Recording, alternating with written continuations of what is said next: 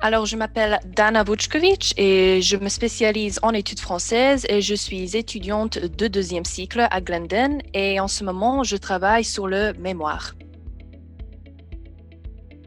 Alors, ma recherche porte sur la littérature française du 19e siècle. Notamment, je m'intéresse à l'étude de l'aliénation mentale, c'est-à-dire à la folie. Et pour explorer ce thème, je compare une nouvelle d'Honoré de Balzac qui s'intitule Adieu avec un roman d'Émile Zola qui s'intitule Thérèse Raquin. Et pour enrichir leur recherche, je compare ces deux œuvres à leurs adaptations théâtrales ou cinématographiques.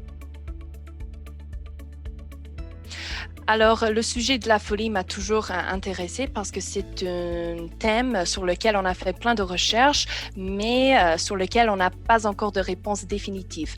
Alors, c'est un sujet qui nous encourage à faire encore plus de recherches et savoir ce que c'est exactement la folie, ses causes, son diagnostic, etc.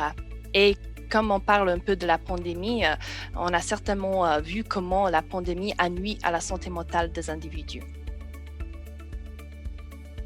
Alors, comme je l'ai dit, je pense que pour moi, j'adore relier les domaines différents, c'est-à-dire relier le domaine médical à la littérature, parce que bien que les écrivains, voilà, ils sont spécialistes en littérature, ils s'intéressent beaucoup à la médecine, surtout au 19e siècle, parce que c'est à ce moment-là où la psychiatrie a commencé à devenir de plus en plus populaire en tant que domaine médical.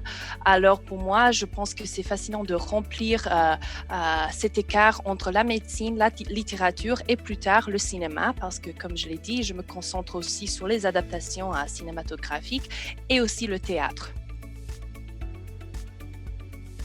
Alors, je pense que j'aimerais mieux comprendre l'ambiguïté de la folie pour qu'elle ne soit pas un sujet aussi énigmatique. Alors, d'avoir vraiment une réponse un peu plus concrète de ce que c'est, afin de comprendre comment on peut lutter contre les maladies mentales qui deviennent de plus en plus courantes parmi notre génération et parmi les jeunes, parmi tout le monde, notamment pendant la pandémie de 2020.